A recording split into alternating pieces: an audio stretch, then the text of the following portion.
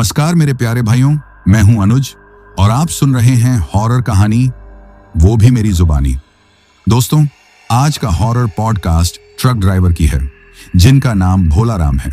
तो चलिए अब यह कहानी भोला राम जी के नजरिया से सुनते हैं। लेकिन उससे पहले आप लोगों से एक शिकायत है। आप लोग कहानी को पूरा सुनते हैं लेकिन लाइक नहीं करते हैं।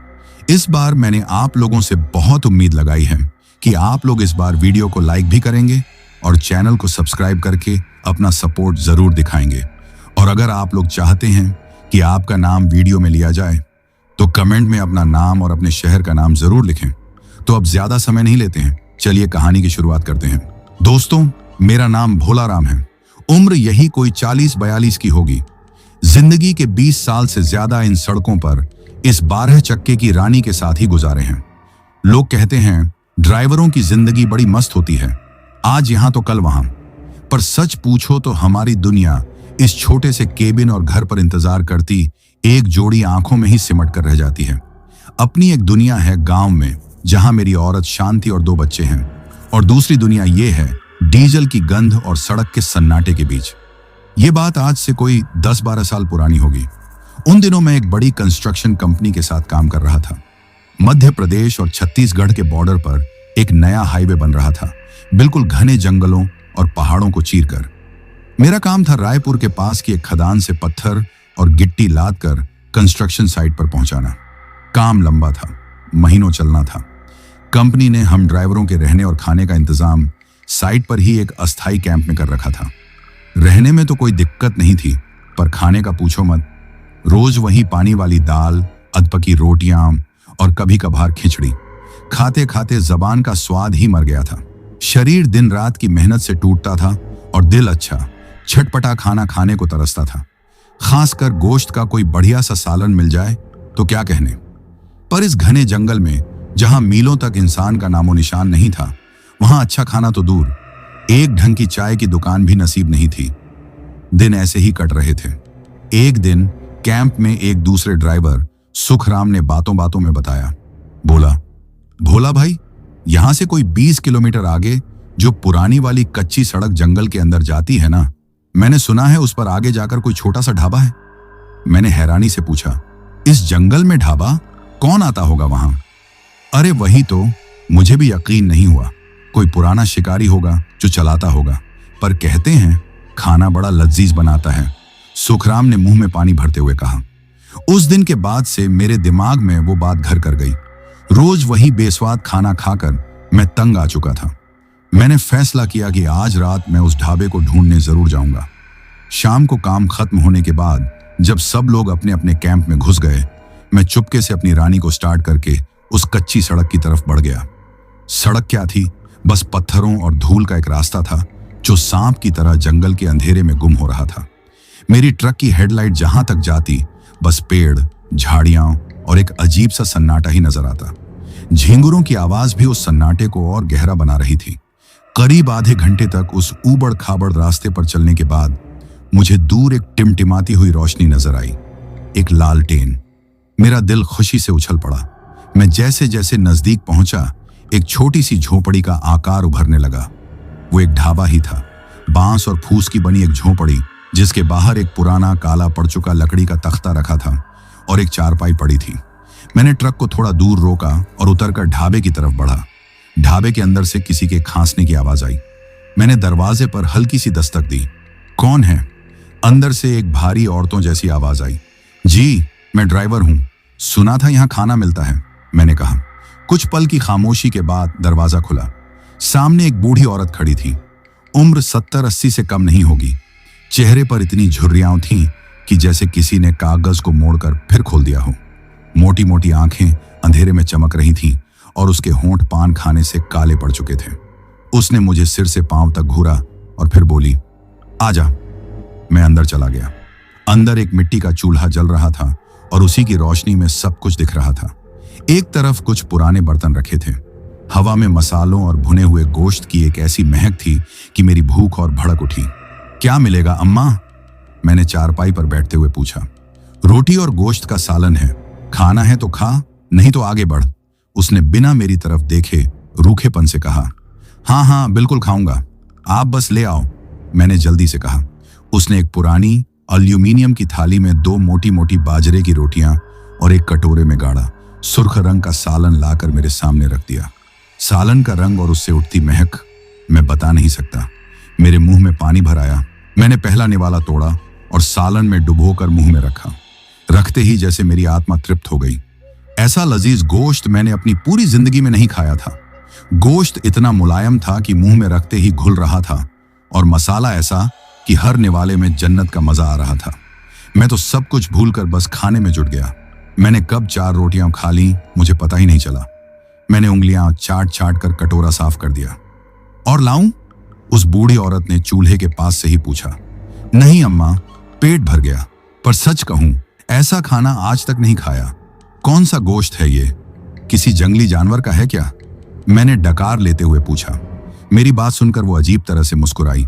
उसके काले होंठ फैले और पीले दांत दिखाई दिए। बोली, गोश्त गोश्त होता है बेटा, बस खाने वाले की भूख सच्ची होनी चाहिए। उसकी बात और मुस्कुराहट मुझे थोड़ी अजीब लगी, पर खाने की खुशी में मैंने ज्यादा ध्यान नहीं दिया। मैंने पैसे पूछे तो उसने इतने स्वादिष्ट खाने के बहुत मामूली पैसे लिए। मैंने खुशी खुशी पैसे दिए और बाहर निकल आया। ट्रक में बैठते हुए मैंने सोचा कि अब तो रोज रात का खाना यहीं खाना है, चाहे कुछ भी हो जाए। मैं उस बेस्वाद कैंप की खिचड़ी से तो बच जाऊंगा। मैं खुशी खुशी वापस कैंप की तरफ चल पड़ा। उस वक्त मुझे इस बात का जरा भी इल्म नहीं था कि जिस चीज को मैं खुशनसीबी समझ रहा था वो असल में मेरी जिंदगी की सबसे बड़ी बदनसीबी की शुरुआत थी। उस लजीज गोश्त का स्वाद मुझे एक ऐसे जाल में खींच रहा था जहां से निकलना नामुमकिन था। उस रात उस ढाबे से लौटने के बाद मेरी तो जैसे दुनिया ही बदल गई थी। दिन भर मैं ट्रक चलाता, पत्थर और गिट्टी ढोता, पर मेरा मन उस ढाबे पर ही अटका रहता। सूरज ढलने का इंतजार मुझे ऐसा होता जैसे किसी बच्चे को मेले में जाने का। जैसे ही शाम होती मैं चुपके से अपनी रानी को उस कच्ची सुनसान सड़क पर मोड़ देता। रोज वही सफर, वही जंगल का सन्नाटा, पर अब मुझे डर नहीं लगता था।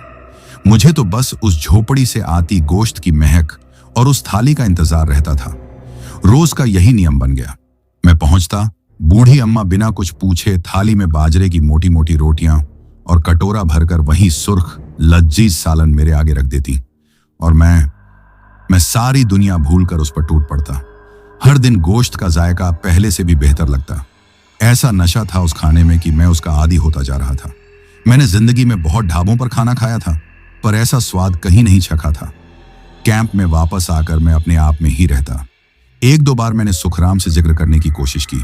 क्यों सुखराम, तूने तो बस सुना था, मैं तो रोज खाकर आता हूं। अरे क्या गोश्त बनाती है वो बुढ़िया, उंगलियां चाटता रह जाता हूं। मेरी बात सुनकर सुखराम के चेहरे पर खुशी की जगह एक अजीब सा डर तैर गया। वो थोड़ा पीछे हटकर बोला, रोज जाता है तू वहां?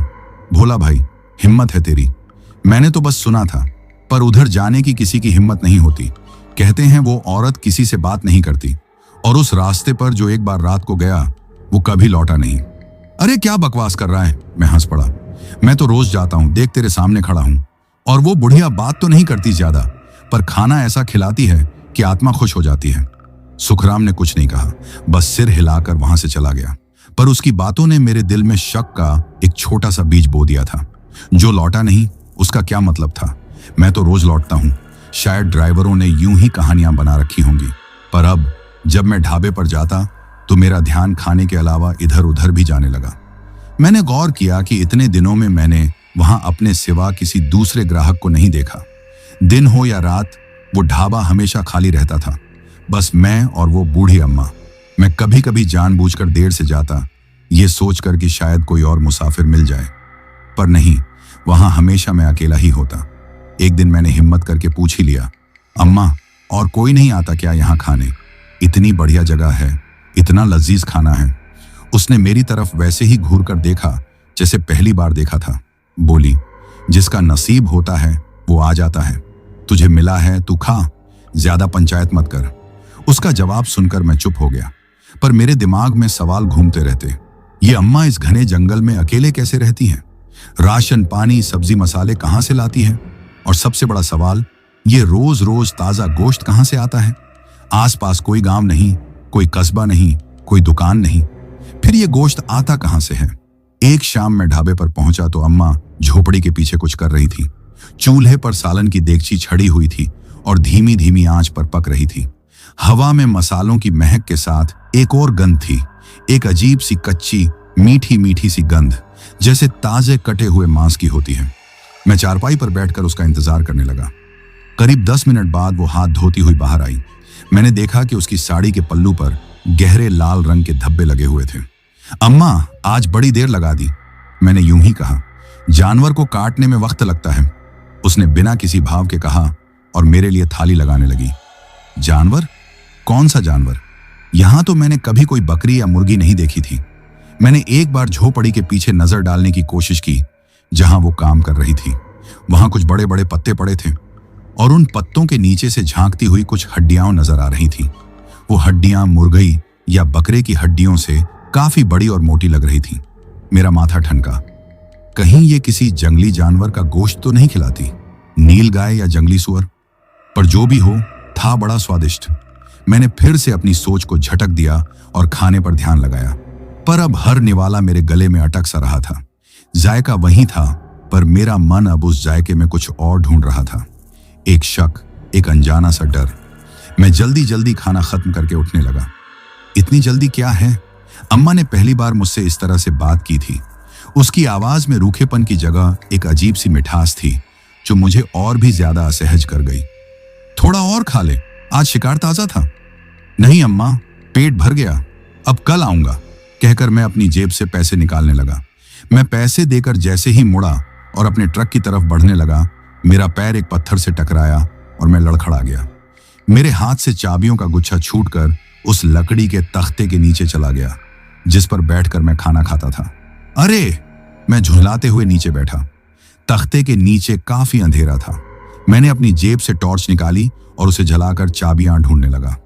टॉर्च की रोशनी जैसे ही तख्ते के नीचे की जमीन पर पड़ी, चाबियों के गुच्छे के साथ साथ वहां पड़ी एक और चीज पर मेरी नजर गई और उस चीज को देखते ही मेरे पूरे शरीर में एक ठंडी लहर दौड़ गई।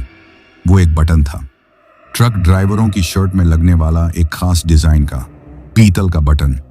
ऐसा ही बटन मेरी पुरानी कमीज में भी था, पर यह बटन यहां कैसे? ये मेरा तो नहीं था। बटन के साथ ही मिट्टी में सना हुआ कपड़े का एक छोटा सा टुकड़ा भी फंसा हुआ था जिसका रंग और डिजाइन बिल्कुल ड्राइवरों वाली चेक की कमीज जैसा था। मेरा दिल जोर जोर से धड़कने लगा। सुखराम की बातें मेरे कानों में गूंजने लगी। जो एक बार रात को गया वो कभी लौटा नहीं। मैंने कांपते हाथों से अपनी चाबियां उठाई और सीधा खड़ा हो गया। मेरी नजरें उस बूढ़ी औरत को ढूंढ रही थीं। वो दरवाजे पर ही खड़ी मुझे एकटक देख रही थी। चांदनी रात में उसकी मोटी मोटी आंखें अंधेरे में दो दहकते हुए अंगारों की तरह लग रही थीं। उसके होंठों पर फिर वही अजीब सी मुस्कुराहट थी। मैं बिना कुछ कहे तेजी से अपने ट्रक की तरफ बढ़ा। उस रात ट्रक चलाते हुए मेरे हाथ स्टीयरिंग पर कांप रहे थे। शीशे में मुझे बार बार ऐसा लग रहा था कि पीछे कोई बैठा है। वो गोश्त का जायका जो कल तक मेरे लिए जन्नत था, आज मेरे मुंह में जहर की तरह लग रहा था। मेरे दिमाग में बस एक ही सवाल घूम रहा था, वो बटन किसका था? वो कमीज का टुकड़ा किसका था? और वो गोश्त किसका था? उस रात मैं कैंप कैसे पहुंचा मुझे खुद नहीं पता। मेरे हाथ स्टीयरिंग व्हील पर कांप रहे थे और आंखें सड़क पर थीं, पर मेरे दिमाग में बस वो पीतल का बटन, कमीज का वो टुकड़ा और उस बूढ़ी औरत की भयानक मुस्कुराहट घूम रही थी। ट्रक रोककर जब मैं नीचे उतरा तो मेरे पैर लड़खड़ा रहे थे। मैं सीधा अपने बिस्तर पर जाकर लेट गया और चादर ओढ़ ली, पर नींद आंखों से कोसों दूर थी। जब भी मैं आंखें बंद करता मुझे वो लजीज गोश्त का कटोरा नजर आता, पर अब उस जायके को याद करते ही मेरा पेट बुरी तरह मरोड़ने लगता और ऐसा लगता जैसे अभी उल्टी हो जाएगी। मुझे अपने आप से घिन आ रही थी। मैंने क्या खाया था? वो किसका गोश्त था? वो हड्डियां, वो कमीज का टुकड़ा? नहीं, ये सच नहीं हो सकता। ये मेरा वहम है। मैं खुद को यही समझाने की कोशिश कर रहा था, पर दिल मानने को तैयार नहीं था। अगले दिन से मैंने उस ढाबे की तरफ देखना भी छोड़ दिया। शाम होती तो मेरे कदम खुद ब खुद उस कच्ची सड़क की तरफ बढ़ने को होते। एक अजीब सी तलब, एक नशा सा मुझे उस ओर खींचता, पर मैं खुद को जबरदस्ती रोकता। मैं कैंप का वही बेस्वाद खाना खाने लगा। दाल मेरे गले से नीचे नहीं उतरती थी, पर मैं उसे झर के घूंट की तरह पी जाता। मेरे शरीर में एक अजीब सी बेचैनी रहने लगी थी। 2-3 दिन ऐसे ही गुजर गए। मैंने देखा कि सुखराम कैंप में कहीं नजर नहीं आ रहा था। पहले मुझे लगा कि शायद किसी दूसरे चक्कर पर गया होगा या छुट्टी लेकर गांव चला गया होगा। पर जब 2 दिन और गुजर गए और उसका कुछ पता नहीं चला तो कैंप में कानाफूसी शुरू हो गई। सुखराम का कुछ पता चला? 3 दिन हो गए, न उसका ट्रक है न वो खुद, एक ड्राइवर ने चिंता जताते हुए कहा। आखिरी बार किसी ने उसे देखा था? दूसरे ने पूछा। तभी एक नौजवान लड़का जो हाल ही में काम पर लगा था बोला, मैंने देखा था। 3 दिन पहले शाम को वो अपनी गाड़ी उसी कच्ची सड़क की तरफ ले जा रहा था जो जंगल में जाती है। कह रहा था कि भोला भाई ने बताया है वहां कोई ढाबा है जहां बड़ा बढ़िया गोश्त मिलता है। ये सुनते ही मेरे पैरों के नीचे से जमीन खिसक गई, मेरा खून सर्द बढ़ गया। सुखराम, मेरी वजह से वो उस ढाबे पर गया था। मेरे दिमाग में वो सारी बातें घूमने लगी। सुखराम का मुझे उस जगह के बारे में चेतावनी देना, मेरा उसे उस लजीज खाने के बारे में बताना और फिर उसका गायब हो जाना। नहीं, मेरे अंदर से एक आवाज आई, मैं अपनी वजह से किसी को मरने नहीं दे सकता। मुझे सच का पता लगाना ही होगा, चाहे कुछ भी हो जाए। अगले दिन दोपहर में जब सब लोग अपने अपने काम पर थे, मैंने अपने ट्रक से लोहे की एक मोटी रॉड उठाई और उसे सीट के नीचे छिपा लिया। मैंने कैंप में बहाना बनाया कि ट्रक में कुछ खराबी आ गई है, उसे देखने जा रहा हूं। मैं अपनी रानी को लेकर उसी कच्ची सड़क की तरफ चल पड़ा। इस बार मेरा इरादा खाना खाने का नहीं बल्कि उस ढाबे की तलाशी लेने का था। मैंने ट्रक को ढाबे से काफी पहले ही पेड़ों की आड़ में खड़ा कर दिया ताकि कोई आवाज न हो। हाथ में लोहे की रॉड कसकर पकड़े हुए मैं दबे पांव झाड़ियों में छिपता छिपाता उस झोपड़ी की तरफ बढ़ा। दोपहर के सन्नाटे में वो जगह और भी ज्यादा भयानक लग रही थी। ढाबा बिल्कुल शांत था, कोई हलचल नहीं, कोई आवाज नहीं। मैंने हिम्मत करके झोपड़ी के दरवाजे से अंदर झांका। अंदर कोई नहीं था। चूल्हा ठंडा पड़ा था और बर्तन जहां के तहां रखे थे। मेरा दिल जोर जोर से धड़क रहा था, पर आज मुझे किसी भी कीमत पर सच जानना था। मैं झोपड़ी के पीछे की तरफ गया जहां मैंने उस दिन वो हड्डियां देखी थी, और जो मंजर मैंने वहां देखा उसे देखकर मेरी आत्मा तक कांप गई। वहां पेड़ों और एक बड़ी सी तिरपाल के नीचे सुखराम का ट्रक खड़ा था। उसका दरवाजा खुला हुआ था और ट्रक के पास ही जमीन पर सुखराम की लाश पड़ी थी। नहीं, वो लाश नहीं थी, लाश का बचा खुचा हिस्सा था। उसका शरीर बुरी तरह से काटा गया था और उसके कुछ हिस्से गायब थे। जमीन ताजे खून से लाल थी और उस लाश के पास वो बूढ़ी औरत खड़ी थी।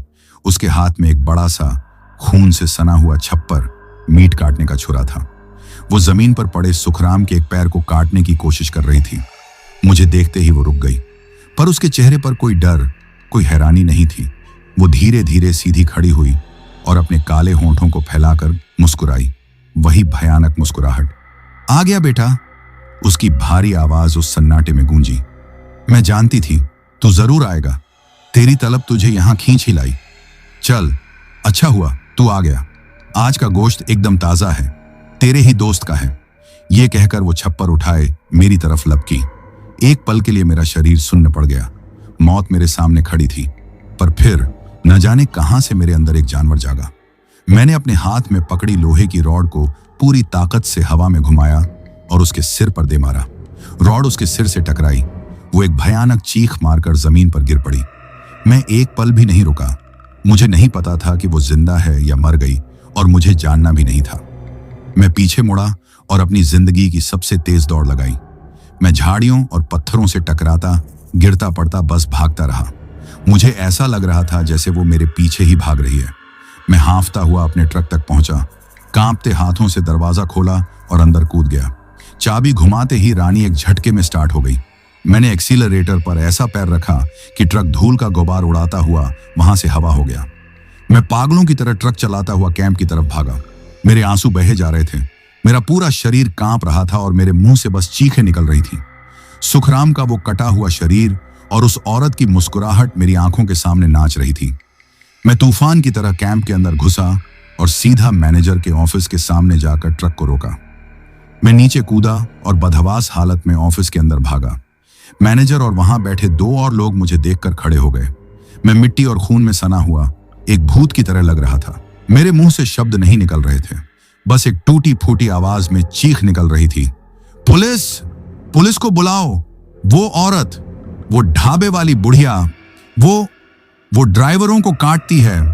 वो हम सबको इंसानी गोश्त खिला रही थी। मेरी बात सुनकर मैनेजर के ऑफिस में बैठे सब लोग सन्न रह गए। मैनेजर, जो एक अधेड़ उम्र का सख्त मिजाज आदमी था, अपनी कुर्सी से ऐसे उछला जैसे उसे बिच्छू ने डंक मार दिया हो। पहले तो किसी को मेरी बात पर यकीन नहीं हुआ। उन्हें लगा कि मैं शायद सदमे में हूं या कोई नशा कर बैठा हूं। क्या बक रहा है भोला राम, होश में तो है तू? मैनेजर ने मेरे कंधे को झिंझोड़ते हुए कहा। मैं सच कह रहा हूं साहब। सुखराम, वो बुढ़िया ने उसे काट डाला। उसका ट्रक वहीं खड़ा है और वो गोश्त, भगवान के लिए मेरा यकीन करो। मैं फूट फूट कर रोने लगा। मेरी हालत, मेरे कपड़ों पर लगे खून और मिट्टी के धब्बे और मेरी आंखों में बसी दहशत को देखकर उन्हें धीरे धीरे यकीन होने लगा कि मामला बहुत संगीन है। मैनेजर ने तुरंत अपने फोन से पुलिस को इत्तला दी। करीब 1 घंटे के अंदर पुलिस की एक जीप धूल उड़ाती हुई कैंप में दाखिल हुई। उसमें से एक इंस्पेक्टर और 2 हवलदार उतरे। इंस्पेक्टर का नाम था, जहां तक मुझे याद है, सिन्हा साहब।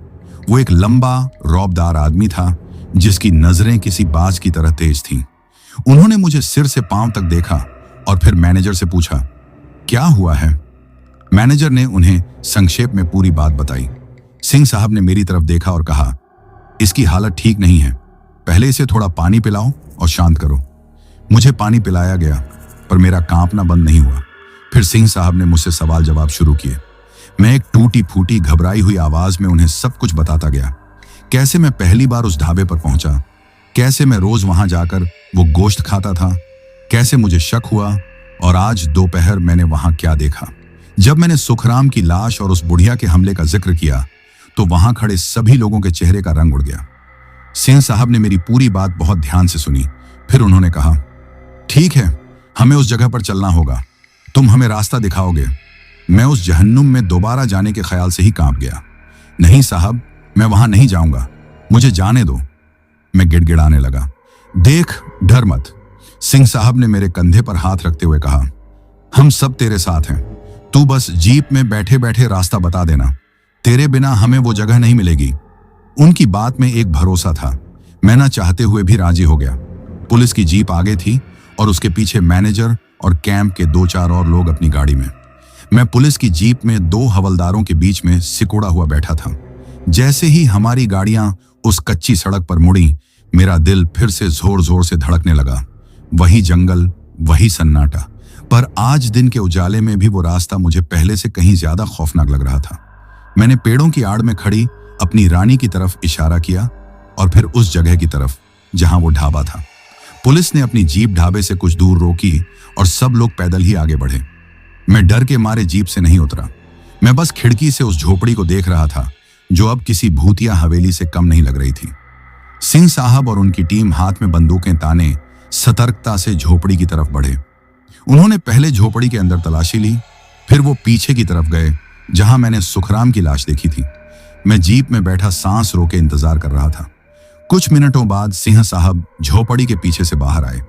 उनके चेहरे पर गुस्सा, हैरानी और घृणा के मिले जुले भाव थे। उन्होंने एक हवलदार को इशारा किया। वो हवलदार दौड़ता हुआ जीप के पास आया और बोला, साहब बुला रहे हैं। नहीं, मैं नहीं जाऊंगा, मैं बुदबुदाया। अरे चल तो सही, कुछ नहीं होगा। हवलदार ने मेरा हाथ पकड़कर मुझे लगभग खींचते हुए बाहर निकाला। कांपते पैरों से मैं उसके साथ झोपड़ी के पीछे पहुंचा। वहां का मंजर देखकर मुझे फिर से उल्टी का एहसास हुआ। सुखराम की लाश वहीं पड़ी थी, बिल्कुल उसी हालत में। जमीन पर खून जम चुका था और मक्खियां भिन-भिना रही थीं। उसका ट्रक भी वहीं खड़ा था। वो औरत कहाँ है? सिंह साहब ने मुझसे पूछा। वो यहीं थी, मैंने उसे रॉड से मारा था, वो यहीं गिर गई थी। मैंने जमीन पर एक जगह की तरफ इशारा करते हुए कहा। पुलिस ने उस जगह की जांच की। जमीन पर खून के कुछ छींटे थे और पास की झाड़ियों में घिसटने के निशान थे, जैसे कोई जख्मी हालत में वहां से भागा हो। पर वो बुढ़िया वहां नहीं थी, उसका कोई नामो निशान नहीं था। पुलिस ने पूरी झोपड़ी की तलाशी लेनी शुरू की और जो कुछ वहां मिला वो किसी के भी रोंगटे खड़े करने के लिए काफी था। झोपड़ी के एक कोने में बोरियों के नीचे इंसानी हड्डियों का एक ढेर मिला। कुछ हड्डियां पुरानी थीं, पीली पड़ चुकी थीं और कुछ पर अभी भी मांस चिपका हुआ था। एक बड़े से संदूक के अंदर कई ड्राइवरों के पुराने मैले कपड़े, उनके बटुए, लाइसेंस और पहचान पत्र मिले। वो सब उन बदनसीबों के थे जो कभी इस रास्ते से गुजरे थे और फिर कभी वापस नहीं लौटे। चूल्हे के पास रखी देगची में अब भी थोड़ा सा सालन बचा हुआ था, जो अब ठंडा होकर जम चुका था। एक हवलदार ने उसे एक डंडे से हिलाया तो अंदर से एक इंसानी उंगली ऊपर तैर आई, जिस पर एक अंगूठी थी। ये सब देखकर मैं वहीं जमीन पर बैठ गया और पागलों की तरह रोने लगा। मैं हफ्तों से क्या खा रहा था, ये ख्याल ही मुझे अंदर तक चीर रहा था। मैंने अपने ही जैसे ड्राइवरों का, अपने ही भाइयों का मांस खाया था। ये घिन, ये अपराध बोध मुझे जिंदा खाए जा रहा था। पुलिस ने सुखराम की लाश को और वहां मिले सारे सबूतों को इकट्ठा किया। उन्होंने आसपास के जंगल में उस बुढ़िया को बहुत ढूंढा, पर वो ऐसे गायब हो गई थी जैसे कभी थी ही नहीं। कुछ लोगों का कहना था कि वो कोई डायन थी, कोई पिशाचिनी थी। कुछ कह रहे थे कि शायद वो जख्मी होकर जंगल में कहीं मर गई होगी, पर उसकी लाश कभी नहीं मिली। शाम तक पुलिस अपनी कार्रवाई करके चली गई। सुखराम की लाश पोस्टमार्टम के लिए भेज दी गई। मुझे और बाकी गवाहों के बयान दर्ज कर लिए गए। कंस्ट्रक्शन कंपनी ने कुछ ही दिनों में वो प्रोजेक्ट बंद कर दिया। कोई भी ड्राइवर अब उस सड़क पर काम करने को तैयार नहीं था। मैं भी अपना ट्रक लेकर वापस अपने गांव लौट आया, पर मैं वो भोलाराम नहीं था जो गांव से गया था। मैं एक जिंदा लाश बन चुका था। वो घटना मेरी आत्मा पर एक ऐसा दाग छोड़ गई थी जो कभी नहीं मिट सकता था। गांव वापस लौटकर मैं अपने घर तो पहुंच गया, पर उस घर की दहलीज पर मैंने जैसे अपनी आत्मा को बाहर ही छोड़ दिया था। अंदर जो गया वो भोलाराम का शरीर था, एक खोखला ढांचा जिसकी आंखों में अब कोई चमक नहीं थी, बस एक अंतहीन अंधेरा और दहशत थी। शांति मुझे दरवाजे पर देखकर दौड़ी आई। उसके चेहरे पर महीनों बाद मुझे देखने की खुशी थी, पर मेरे चेहरे की हालत और मेरी सूनी आंखों को देखकर उसकी मुस्कुराहट चिंता में बदल गई। क्या हुआ जी? आपकी ये हालत कैसे? इतने कमजोर कैसे हो गए? उसने मेरे चेहरे पर हाथ फेरते हुए पूछा। मैं कुछ नहीं बोला, बस उसे देखता रहा।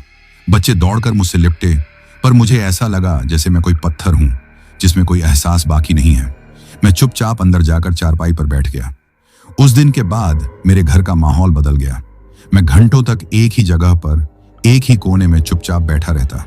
किसी से बात नहीं करता, किसी की बात का जवाब नहीं देता, बस शून्य में ताकता रहता। शांति मेरे लिए खाना लाती, पर खाने की थाली देखकर ही मेरा जी मिचलाने लगता। सब्जी रोटी में भी मुझे उसी सालन की गंध आती। मैं थाली को एक तरफ धकेल देता। खाना क्यों नहीं खा रहे हैं? क्या हुआ है? मुझे बताइए तो सही। शांति मेरे पास बैठकर रोती, गिड़गिड़ाती। मैं उसे क्या बताता, कैसे बताता कि जिन हाथों से वो मुझे निवाला खिलाना चाह रही है, उन्हीं हाथों से मैंने इंसानी मांस खाया है। ये सोच ही मुझे अंदर तक कंपा देती थी। रातें सबसे ज्यादा भयानक होती थी। जैसे ही मैं आंखें बंद करता, वो सारे मंजर मेरी आंखों के सामने किसी फिल्म की तरह चलने लगते। वो सुनसान ढाबा, वो बुढ़िया की भयानक मुस्कुराहट, सुखराम का कटा हुआ शरीर और वो गोश्त का कटोरा। मुझे सपने में वो बुढ़िया दिखती जो अपने खून सने हाथों से मुझे वहीं सालन खाने के लिए बुला रही होती। मैं चीखें मारकर नींद से जाग जाता। मेरा पूरा शरीर पसीने से भीग जाता और मैं पागलों की तरह हाँफने लगता। मेरी ये हालत देखकर शांति और भी ज्यादा परेशान हो गई। उसे लगा कि मुझ पर किसी ने कुछ कर दिया है, कोई भूत प्रेत का साया है। वो मुझे गांव के कई ओझाओं और बाबाओं के पास ले गई। वो लोग मुझ पर झाड़ फूंक करते, ताबीज पहनाते, पर कोई फायदा नहीं होता। मेरा मर्ज किसी ताबीज से ठीक होने वाला नहीं था। मर्ज मेरी आत्मा में था, मेरी यादों में था। एक रात जब मैं ऐसे ही एक भयानक सपने से चीख कर उठा, तो शांति से और बर्दाश्त नहीं हुआ। वो मेरे पैरों के पास जमीन पर बैठ गई और फूट फूट कर रोने लगी। बस अब और नहीं, मैं आपको इस तरह तिल तिल कर मरते हुए नहीं देख सकती। आपको मेरी कसम, आपको बताना ही होगा कि आपके साथ वहां क्या हुआ था। उसकी सिसकियां और उसके आंसू देखकर मेरा पत्थर दिल भी पिघल गया। मुझे लगा कि अगर मैंने ये बोझ किसी से नहीं बांटा तो मैं पागल हो जाऊंगा। उस रात मैंने उसे सब कुछ बता दिया। मैंने उसे उस ढाबे के बारे में बताया, उस बुढ़िया के बारे में, उस लजीज गोश्त के बारे में, और फिर उस गोश्त की असलियत के बारे में। मैं बोलता जा रहा था और रोता जा रहा था। हर शब्द मेरे गले में कांटों की तरह चुभ रहा था।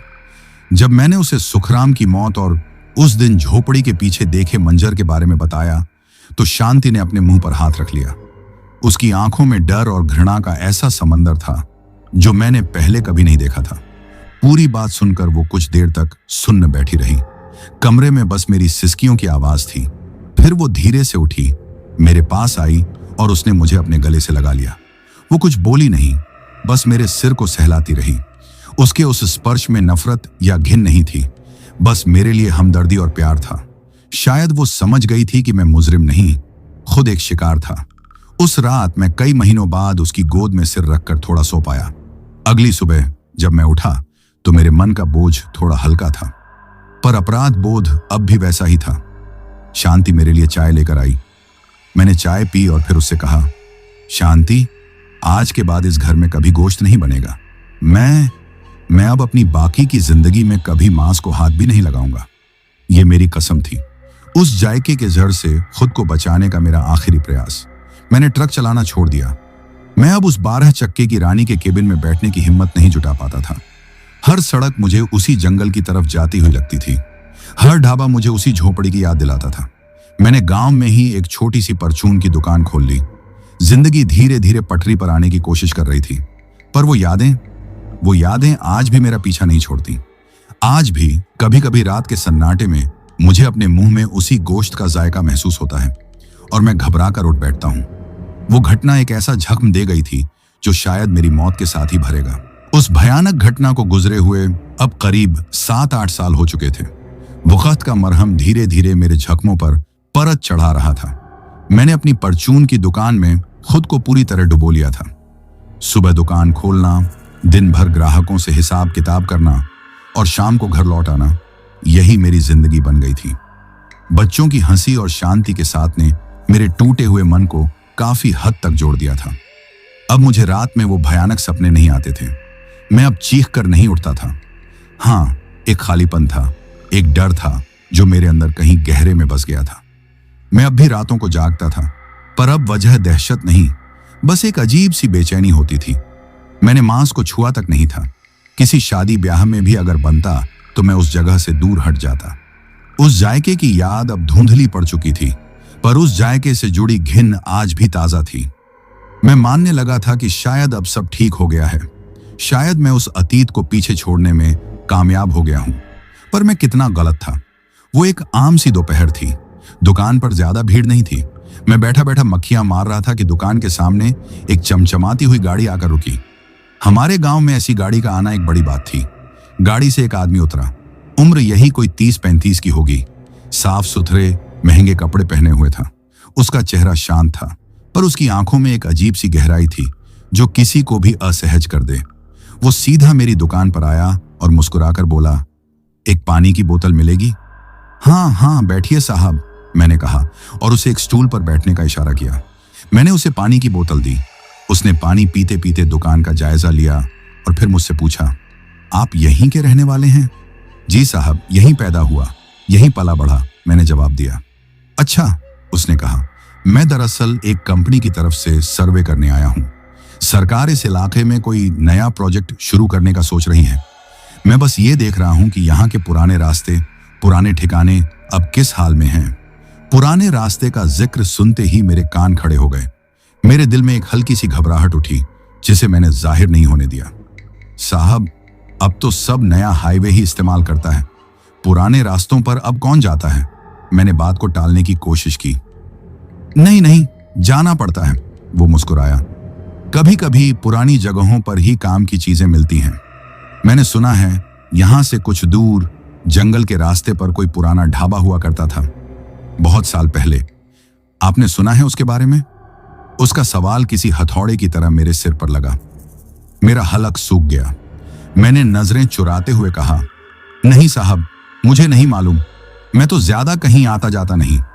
मेरी घबराहट शायद उसने भांप ली थी। उसकी मुस्कुराहट और गहरी हो गई। अरे कोई बात नहीं, शायद किसी और को पता हो। वैसे आप करते क्या थे पहले? हमेशा से यही दुकान चलाते हैं? नहीं, पहले मैं ट्रक चलाता था। ये शब्द मेरे मुंह से जैसे तैसे निकले। अच्छा, ट्रक ड्राइवर। उसकी आंखों में एक अजीब सी चमक आई। तब तो आप जरूर जानते होंगे। ड्राइवरों को तो हर अड्डे, हर ढाबे का पता होता है। मैं चुप रहा। मेरे पास कहने को कुछ नहीं था। मुझे लग रहा था जैसे वो कोई जाल बिछा रहा है और मैं उसमें फंसता जा रहा हूं। वो कुछ देर चुप रहा, फिर अपनी कुर्सी से उठा। चलिए, अब मुझे चलना चाहिए। आपसे बात करके अच्छा लगा। उसने अपनी जेब से बटुआ निकाला और पानी की बोतल के पैसे मेरे हाथ में रख दिए। मैं बस चाहता था कि वो जल्दी से वहां से चला जाए, पर जाने से पहले वो रुका, अपनी गाड़ी की तरफ गया और उसमें से एक छोटा सा स्टील का डिब्बा निकाल कर लाया। ये रखिए, उसने वो डिब्बा मेरी तरफ बढ़ाते हुए कहा। ये क्या है साहब? मैंने झिझकते हुए पूछा। कुछ खास नहीं है, घर का बना है। मेरी माँ बहुत अच्छा बनाती हैं। मैं सफर पर निकलता हूं तो वो हमेशा मेरे लिए रख देती हैं। आप छक कर देखिएगा, आपको जरूर पसंद आएगा। मैंने न चाहते हुए भी वो डिब्बा अपने हाथ में ले लिया। डिब्बा थोड़ा गर्म था, जैसे अभी अभी बनाकर रखा गया हो, और जैसे ही वो डिब्बा मेरे हाथ में आया, एक जानी पहचानी भूली बिसरी महक मेरी नाक से टकराई। वही महक, मसालों और भुने हुए गोश्त की वही लजीज नशीली महक। मेरा पूरा शरीर कांप गया। मेरे हाथ से डिब्बा छूटते छूटते बचा। मैंने अपनी कांपती हुई नजरें उठाकर उस आदमी के चेहरे की तरफ देखा, और इस बार रोशनी में मैंने उसके चेहरे को ध्यान से देखा। वही भारी भारी आंखें, वही मोटे होंठ जो मुस्कुराते हुए एक अजीब आकार ले लेते थे। उसका चेहरा हूबहू उस बूढ़ी औरत से मिलता था। मेरे मुंह से एक दबी हुई चीख निकली। वो आदमी अब भी मुस्कुरा रहा था, पर अब उसकी मुस्कुराहट में कोई शराफत नहीं थी। उसमें एक जीत थी, एक धमकी थी। वो जानता था कि मैं समझ गया हूं। जरूर छंकिएगा भोलाराम जी, उसने मेरा नाम लेते हुए कहा, जबकि मैंने उसे अपना नाम बताया ही नहीं था। हमारी चीजें लोगों को हमेशा याद रहती हैं। हम भी अपने ग्राहकों को कभी नहीं भूलते। ये कहकर वो पलटा, अपनी गाड़ी में बैठा और उसे स्टार्ट करके वहां से चला गया। मैं अपनी जगह पर जड़ होकर खड़ा रहा। मेरे हाथ में वो स्टील का डिब्बा था जिससे उठती महक मेरे दिमाग पर किसी जहर की तरह चढ़ रही थी। मैं उस ढाबे से भाग आया था, मैं उस जंगल से भाग आया था, पर मैं उनसे नहीं भाग पाया था। वो एक औरत नहीं थी, वो एक पूरा परिवार था, और वो जानते थे कि मैं कहाँ हूं। वो मुझे भूले नहीं थे। उस दिन मुझे समझ आया कि मेरा अतीत कभी मेरा पीछा नहीं छोड़ने वाला। वो लौट आया था। वो आदमी जा चुका था, पर अपनी मौजूदगी का जहर मेरे हाथों में थमा गया था। मैं दुकान में मूर्ति की तरह खड़ा रहा, उस स्टील के डिब्बे को घूरता रहा। उससे उठती महक मेरे नथुनों से होकर मेरे दिमाग पर कब्जा कर रही थी। सालों से दबा हुआ हर डर, हर वो भयानक मंजर एक झटके में सतह पर आ गया था। मैं उस ढाबे से नहीं भागा था, मैं बस कुछ साल की मोहलत पर था, और अब वो मोहलत खत्म हो चुकी थी। मेरे हाथ कांप रहे थे। मैंने लड़खड़ाते कदमों से दुकान का दरवाजा अंदर से बंद किया और उस डिब्बे को काउंटर पर रखा। एक पल को मन में आया कि इसे उठाकर दूर किसी नाले में फेंक आऊं, पर मैं जानता था डिब्बा फेंकने से वो महक, वो धमकी और वो आदमी मेरी जिंदगी से नहीं जाएंगे। उन्होंने मुझे ढूंढ लिया था। वो जानते थे कि मैं कहाँ हूं, मेरा परिवार कहाँ है। हिम्मत करके मैंने कांपते हाथों से उस डिब्बे का ढक्कन खोला। अंदर वही सुर्ख गाढ़े तेल वाला सालन था, और उसमें गोश्त के वही छोटे छोटे मुलायम टुकड़े तैर रहे थे। ये वही चीज थी जिसने मुझे हफ्तों तक अपनी गिरफ्त में रखा था। ये वही चीज थी जिसने मुझसे मेरा सब कुछ छीन लिया था। मैंने ढक्कन बंद किया और वहीं काउंटर पर सिर रखकर बैठ गया। मेरे पास अब रोने के लिए आंसू भी नहीं बचे थे, बस एक ठंडा गहरा डर था जो मेरे खून में दौड़ रहा था। उस रात मैं घर गया, पर मैं वहां नहीं था। मेरा शरीर घर में था, पर मेरी आत्मा उसी दुकान में उस डिब्बे के पास बैठी थी। मैंने शांति या बच्चों से कोई बात नहीं की। खाना गले से नीचे नहीं उतरा। मैं बस जागता रहा, सोचता रहा, अब क्या होगा? क्या वो आदमी फिर आएगा? क्या वो मेरे बच्चों को, मेरी शांति को? नहीं, मैं उस ख्याल को सोच भी नहीं सकता था। पुलिस के पास जाने का कोई मतलब नहीं था। मैं उन्हें क्या कहता कि एक आदमी मुझे घर का बना खाना देकर गया है।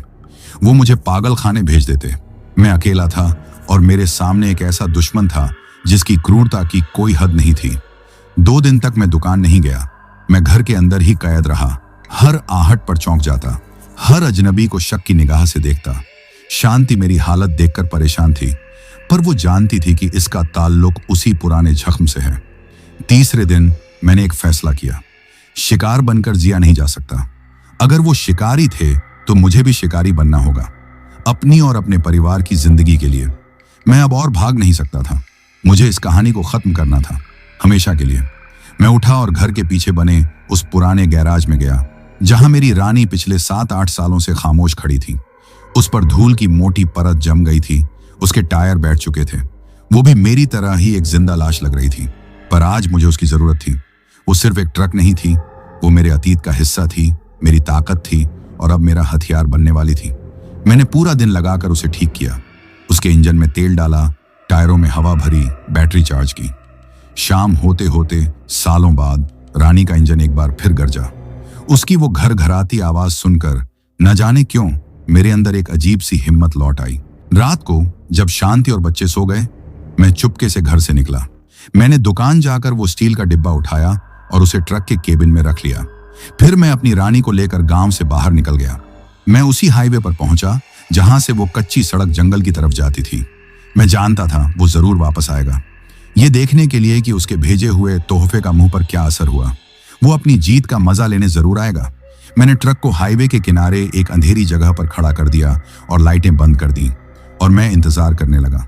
1 घंटा गुजरा, 2 घंटे गुजरे, रात का सन्नाटा गहराता जा रहा था। पर आज मेरे मन में डर नहीं था, बस एक अजीब सा ठहराव था। और फिर रात के करीब 2 बजे मुझे दूर से एक गाड़ी की हेडलाइट नजर आई। वही चमचमाती हुई गाड़ी। वो धीरे धीरे हाईवे पर चल रही थी, जैसे किसी को ढूंढ रही हो। वो मेरे गांव की तरफ ही जा रही थी। मैं समझ गया, वो मेरे घर जा रहा था। यही वो पल था। मैंने एक गहरी सांस ली। अपने इष्टदेव को नहीं, बल्कि अपने अंदर सोए हुए उस जानवर को याद किया जो अपने बच्चों को बचाने के लिए किसी भी हद तक जा सकता है। मैंने रानी का इंजन स्टार्ट किया। मैंने ट्रक को हाईवे पर चढ़ाया और उसकी सारी लाइटें बंद रखी। मैं अंधेरे में एक दैत्य की तरह उसकी गाड़ी के पीछे चल पड़ा। जब मैं उसके बिल्कुल करीब पहुंच गया तो मैंने अपनी सारी हेडलाइटें एक साथ जला दी। उसने शीशे में मुझे देखा होगा। एक पल के लिए उसकी गाड़ी की रफ्तार धीमी हुई होगी। शायद वो हैरान हुआ होगा कि उसका शिकार खुद शिकारी बनकर उसके पीछे आ गया है। पर मैंने उसे सोचने का मौका नहीं दिया। मैंने एक्सीलरेटर को जमीन से चिपका दिया। 12 चक्कों का वो दानव अपनी पूरी ताकत से दहाड़ा और मैंने सीधा उसकी गाड़ी में टक्कर मार दी। एक ऐसी भयानक आवाज हुई जैसी मैंने अपनी जिंदगी में नहीं सुनी थी। वो हल्की सी गाड़ी किसी कागज के डिब्बे की तरह हवा में उछली और कई पलटियां खाती हुई सड़क के किनारे खाई में जा गिरी। एक पल की खामोशी के बाद गाड़ी में एक जोरदार धमाका हुआ और वो आग के एक गोले में बदल गई। मैं ट्रक से नीचे उतरा। मेरे पैर कांप नहीं रहे थे। मैं उस जलती हुई गाड़ी को देखता रहा। उस आग में मेरा अतीत, मेरा डर, वो जहरीला जायका और वो पूरा खानदान जलकर राख हो रहा था। मैं जानता था कि मैंने क्या किया है। मैं एक कातिल बन चुका था, पर मुझे इसका कोई अफसोस नहीं था। मैंने जो भी किया अपने परिवार को बचाने के लिए किया। मैं वापस अपने ट्रक में बैठा और उसे लेकर घर की तरफ चल पड़ा। केबिन में अब भी उस स्टील के डिब्बे से गोश्त की हल्की हल्की महक आ रही थी। मैंने ट्रक को घर के बाहर खड़ा किया। अंदर जाकर देखा, शांति और बच्चे चैन से सो रहे थे। उन्हें नहीं पता था कि आज उनका बाप और पति उनके लिए क्या करके आया है। मैं जानता हूं कि कानून की नजर में मैं एक मुजरिम हूं, पर मैं ये भी जानता हूं कि कभी कभी जिंदा रहने के लिए और अपनों को जिंदा रखने के लिए कुछ कर्ज चुकाने पड़ते हैं, और उन कर्जों की कीमत बहुत बड़ी होती है। मैंने वो कीमत चुका दी थी। अब मैं आजाद था, पर शायद हमेशा के लिए दागदार भी। तो दोस्तों, ये कहानी यही खत्म हुई। अब जिन भाइयों ने अपना नाम वीडियो में कमेंट किया था, उनका नाम लेते हैं। इसरार शेख भाई मुंबई से, मलिक भाई गुजरात से, लकी कुशवाहा भाई बदरवास से, विनोद गुरुंग भाई दुबई से, तौसीफ सद्दाम भाई मुंबई से, अवनीत, जानवी और मानसी जालंधर पंजाब से, राजीव कुमार नाइक भाई रायरंगापुर ओडिशा से, राजू पांडेय भाई मध्य प्रदेश सिंधी से, अनुज बुड़क भाई ओडिशा से, धीरज चौधरी भाई महाराजगंज से, हरबंस माहौर भाई आगरा से, सफीक भाई सऊदी अरब से, ताज वली खान और मुस्तफ़ा खान भाई इंग्लैंड से, सनम खान भाई कराची पाकिस्तान से, विक्रांत तमंग भाई वेस्ट बंगाल बिपारा से, अविनाश सिंह भाई फरीदाबाद से, अवेश शेख भाई पुणे महाराष्ट्र से, सुशांत तमंग भाई दार्जिलिंग सोनाडा से, जॉन संगतम भाई इंग्लैंड से, नरेश भाई बड़ौदा से, प्रवीण जाटव भाई बुलंदशहर से, प्रवीण भाई पेंड्रा छत्तीसगढ़ से, बाबू मंडल भाई राउरकेला से, राहुल सिंह तंवर भाई भिवानी से, सरिता जी मालधन उत्तराखंड से, इंदुपाल जी छत्तीसगढ़ से,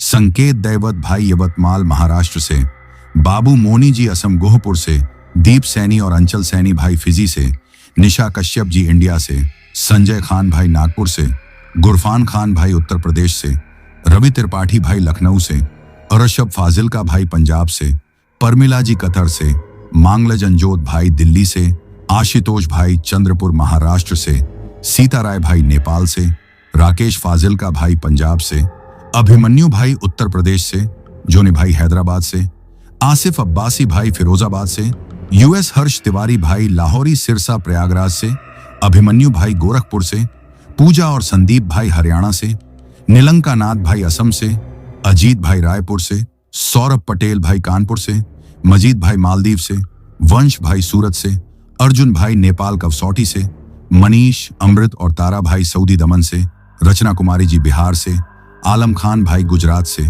जॉन भाई इंग्लैंड से, मान्यप्रीत भाई पंजाब होशियारपुर से, सोमबीर जखर भाई हरियाणा से, रविंद्र भाई आगरा उत्तर प्रदेश से, विनोद भाई तमिलनाडु से, भूपेन चौधरी भाई असम गुवाहाटी से, जीशान अहमद भाई तिरवा चंदनपुर से, शिवम राजा और ज्योति कश्यप गाजीपुर से, राहुल भाई गुजरात से, मोहन कुमार भाई कर्नाटक से, महेश चौधरी भाई गोदीनगर गुजरात से, भूषण वसंत पाटस्कर भाई पुणे महाराष्ट्र से, अशोक कुमार तिवारी, स्वरूपमा तिवारी, शाश्वत तिवारी और आरना तिवारी लखनऊ से, आस्तिक पटेल भाई इंदौर मध्य प्रदेश से, सचिन कुमार भाई राउरकेला उत्तराखंड से, वंश राजपूत भाई मध्य प्रदेश से, दिनजीना और नाइमूल भाई असम से, चंदन सिंह भाई लुधियाना पंजाब से, अख्तर हुसैन भाई कश्मीर से, अंकित दास भाई अरुणाचल प्रदेश से, पंकज, दृष्टि और चंचल जी दिल्ली से, जसप्रीत सिंह भाई न्यू दिल्ली से, किंगदीप सुब्बा भाई सोनाडा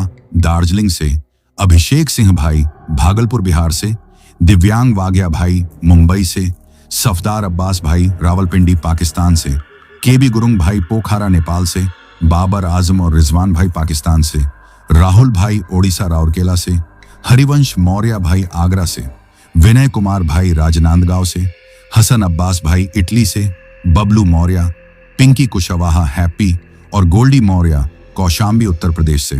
और जिन भाइयों ने अपना नाम कमेंट किया है लेकिन उनका नाम वीडियो में नहीं लिया गया है, तो भाइयों आप लोग टेंशन ना ले, आप लोगों का नाम अगली वीडियो में जरूर लिया जाएगा। और अगर आप लोग भी चाहते हैं कि आपका नाम वीडियो में लिया जाए तो अपना नाम और अपने शहर का नाम वीडियो में कमेंट करें। अगर आपको यह कहानी पसंद आई हो तो वीडियो को लाइक और चैनल को सब्सक्राइब करें ताकि और भी डरावनी कहानियां आप तक पहुंच सकें। कहानी को अंत तक सुनने के लिए दिल से धन्यवाद दोस्तों। आज के लिए बस इतना ही, मिलते हैं जल्द ही कुछ नई कहानियों के साथ। तब तक के लिए अपना ध्यान रखिए।